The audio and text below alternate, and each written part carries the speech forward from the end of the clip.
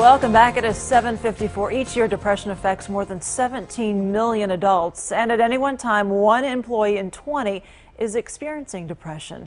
Those are just some of the facts about depression and depression in the workplace. It's been highlighted by the high-profile case of DA Susan Hawk here in Dallas. And joining me this morning is John Dornheim with the National Alliance on Mental Illness, a group that really works to raise awareness, also provides support and education about mental health. Thank you so much for being here. I appreciate it. Lauren, thanks for having me. First of all, my question is, what's the difference between I'm having a bad day, a couple of bad days, going through a tough time, and depression, and then the difference between depression and then something like a short-term or long-term, like serious health crisis? You know, a lot of people go through the blues, and that's normal.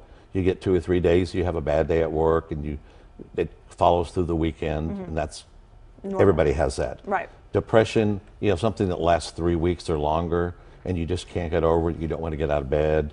You know, you have to really force yourself to do your everyday activities. And then a severe depression is where you don't enjoy anything anymore. You don't enjoy life. You don't enjoy being around the family, walking the dog. You know, you have trouble going to work or staying at work. When does someone need to intervene? Well, actually, that's a good question, because family members and friends need to learn to listen and to watch somebody.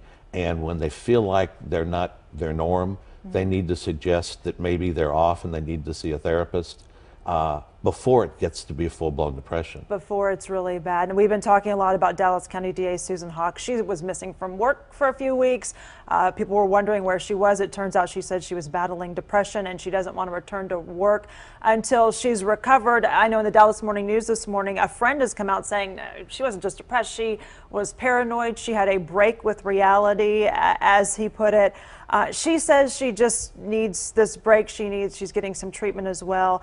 Some people are calling her to quit, saying, you know what, you can't handle the office right now, you need to step down. Others are saying, you know what, take this break and come back. Is saying that somebody needs to quit too harsh of a statement? It's very harsh. I don't know, you're much too young to remember when Thomas Eagleton was thought of as a vice presidential candidate back with Walter Mondale. It was thought that, oh, he had mental issues and he had also had ECT, and so he was out of the running as a vice presidential candidate because of that.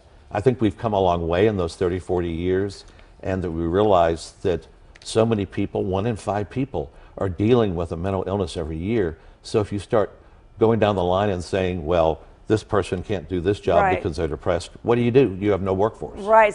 Ways that you can recognize it really quickly. I just want to show you this list before we go. Decreased productivity, moral problems, lack of cooperation, safety risks, not being at work, any kind of alcohol or drug abuse. And what you can do is really just listen, alert a supervisor, you say, if there's a concern, be aware of any company employee assistance programs that might be out there, and really just try to reach out to someone who seems to be going through a tough time right now.